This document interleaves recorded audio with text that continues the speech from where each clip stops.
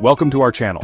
Today, we're diving deep into the heart of the Pacific Ocean to uncover the hidden secrets of Nauru, one of the most isolated and enigmatic nations on Earth. This tiny island, a mere speck of land in the vast expanse of blue, holds a story as captivating as it is cautionary. Let's get started. Our journey begins in the heart of Nauru, or rather where the heart of most nations would be, its capital city. Yet, Nauru stands apart, a place where the familiar rhythm of urban life gives way to a different kind of pulse. You see, Nauru is one of the few countries in the world without an official capital city. Instead of a bustling metropolis, we find government offices scattered across the island, woven into the fabric of everyday life. This unusual arrangement speaks to Nauru's unique character, a place where the lines between governance and community are blurred. It's a testament to Nauru's intimate scale, where everyone, from the president to the fisherman, is connected by the very land beneath their feet. Our exploration of Nauru takes a somber turn as we confront a stark reality. This tiny island nation is grappling with one of the highest obesity rates in the world.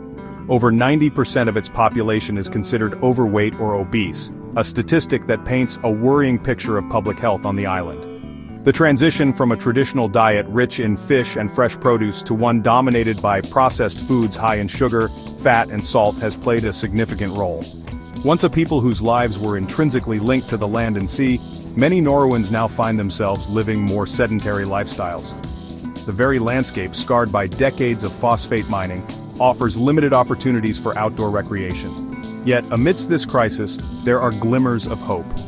Community initiatives are working to promote healthier lifestyles, encouraging traditional diets and active living. Our journey through Nauru takes us now to the heart of its complex and often paradoxical history, a story inextricably intertwined with a single, precious resource: phosphate. The discovery of phosphate in the early 20th century transformed Nauru's fortunes, catapulting this tiny island from obscurity to unimaginable wealth. The world's insatiable appetite for this key ingredient in fertilizers fueled an economic boom, turning Nauru into the envy of many a developed nation. For a fleeting moment, Nauru basked in the glow of its newfound prosperity. But this period of opulence was tragically short-lived. Decades of relentless mining had stripped the island bare, leaving behind a scarred and desolate landscape. The once abundant phosphate reserves, the lifeblood of the nation, had dwindled to a trickle. The legacy of the phosphate boom, once a source of national pride, had morphed into a cautionary tale of unsustainable practices and the ephemeral nature of resource-dependent economies. Our exploration of Nauru's past leads us to a time when this tiny island nation, perched precariously atop its dwindling phosphate reserves, held the enviable title of the wealthiest country per capita in the world. It was the 1970s, and Nauru, once an obscure speck in the vast Pacific, found itself thrust onto the global stage, awash in the spoils of its phosphate riches. The Nauruan government, guided by the principle of sharing the wealth amongst its people, embarked on a spending spree that would become the stuff of legend. Free healthcare, education and housing became a reality for Nauruans, but amidst this extravagant display of wealth, a sense of unease lingered. The phosphate that had brought such prosperity was, by its very nature, a finite resource. The relentless pace of mining meant that Nauru's economic miracle was precariously balanced on a foundation of dwindling reserves. Yet, for a brief, shining moment, Nauru lived the dream, a fleeting glimpse of paradise built on a foundation of phosphate.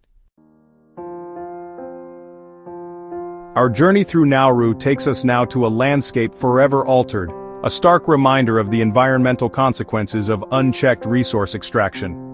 Decades of intensive phosphate mining have left much of the island's interior ravaged and barren, a stark contrast to the lush tropical paradise that once existed. As we venture into the heart of the island, the air grows thick with a strange stillness. Gone are the verdant forests that once blanketed Nauru, replaced by a desolate expanse of jagged limestone pinnacles, the skeletal remains of a once thriving ecosystem. The destruction of natural habitats has led to a decline in biodiversity, with many native plant and animal species struggling to survive in this altered environment. The once pristine coral reefs that ring the island, teeming with marine life, have also suffered, jeopardizing the livelihoods of fishermen who rely on the sea for sustenance. Our exploration of Nauru takes a somber turn as we delve into the turbulent waters of its political landscape, a realm fraught with instability, corruption, and a struggle for power that has left its mark on this tiny island nation. From the outside looking in, Nauru's political system might appear familiar, a parliamentary democracy modeled on the Westminster system.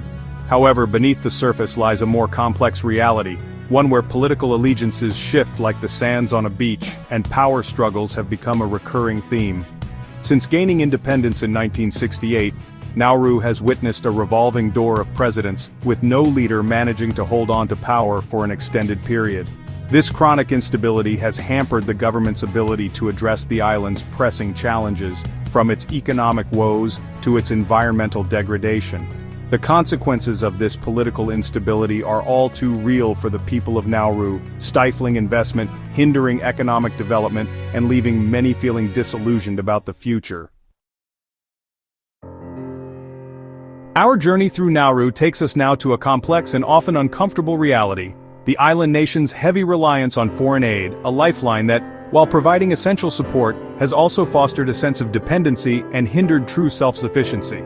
With its economy in tatters following the collapse of the phosphate industry, Nauru has been forced to turn to the international community for assistance, relying heavily on financial aid and technical expertise to keep its head above water.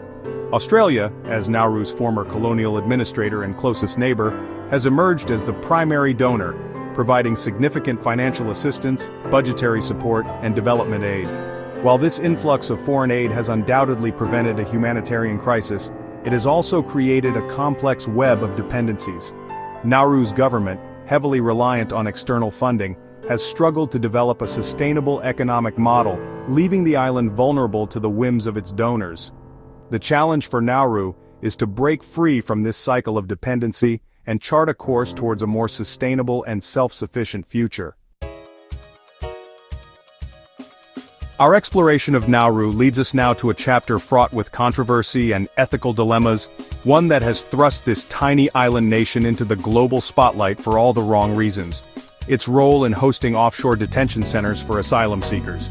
In the early 2000s, facing economic hardship and eager to curry favor with Australia, Nauru entered into an agreement to host these centers, effectively becoming a holding ground for asylum seekers intercepted while trying to reach Australian shores. The conditions within these centers, often described as harsh and inhumane, have drawn widespread condemnation from human rights organizations. Nauru's government, while defending its decision on the grounds of economic necessity and border security, has faced accusations of turning a blind eye to the plight of the detainees. Our journey through Nauru brings us face to face with a stark reality. The island nation is experiencing a slow but steady exodus of its people, a demographic drain that threatens the very fabric of Nauruan society. The reasons for this exodus are multifaceted: a complex interplay of economic hardship, limited opportunities, and a sense of uncertainty about the future. With the phosphate industry in ruins, job prospects on the island are scarce, particularly for young people seeking a brighter future. Many Nauruans, armed with educations often funded by foreign aid, have made the difficult decision to leave their homeland in search of better opportunities abroad. The loss of skilled workers has hampered economic development, while the shrinking population has strained social services and created a sense of loss within the community. The future of Nauru hinges on its ability to create a more hopeful and prosperous future for its people, one that will entice them to stay and rebuild their island nation. As our journey through Nauru draws to a close, we are left with a sense of profound admiration for the resilience of its people, their ability to confront adversity with unwavering spirit, and a deep connection to their island home. Despite the challenges, the economic hardships, the environmental degradation, and the political turmoil, the people of Nauru have clung tenaciously to their identity, their culture, and their hope for a brighter future. Nauru's story, though marked by adversity, is ultimately a testament to the enduring power of the human spirit.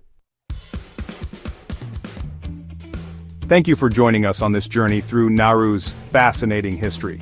We've explored its unique challenges, From the environmental devastation caused by phosphate mining to the health crisis gripping its people.